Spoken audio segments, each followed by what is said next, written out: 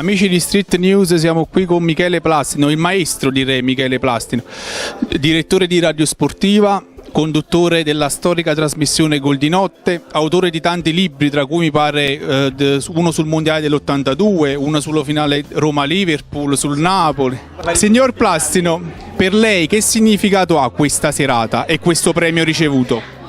Per me è qualcosa di particolare, lo dicevo anche prima, perché viene da questa città, viene da questa zona. Io sono molto legato a Napoli per milioni di motivi sin da quando sono bambino, per cui prendere un premio qui per me ha avuto un significato 100 volte, forse 1000 volte più importante di qualsiasi altro premio.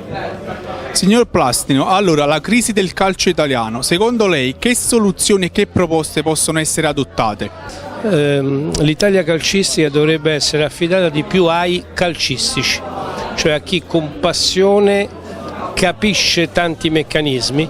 Adesso è in mano soprattutto a chi bada all'aspetto economico, quindi a chi bada alla finanza. Per carità, tutto è legittimo, però la passione non si compra. Diamo un voto alla stagione del Napoli?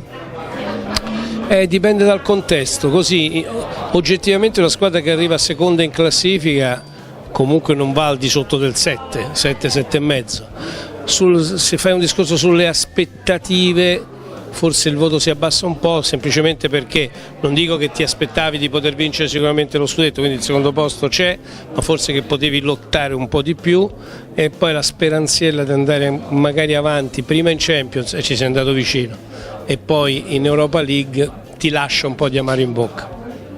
Quindi un giudizio sull'operato di mister Ancelotti?